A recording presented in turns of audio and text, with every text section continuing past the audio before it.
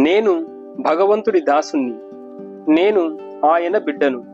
ఇలాంటి భావనలు దీనికే పక్వాహంకారం లేక మంచి అహంకారం అని పేరు.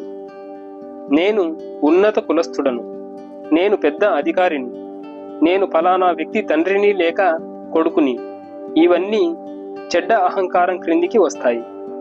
వీటిని విడిచిపెట్టాలి.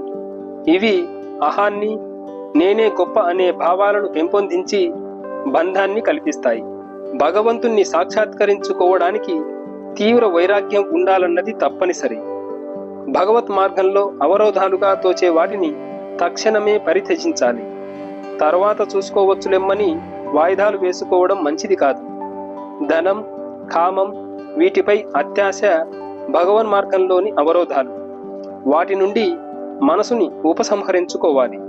మందకొడితనం, సోమరితనం ఉంటే భగవంతుడిని పొందడం అసాధ్యం. శ్రీ రామకృష్ణ పరమహంస.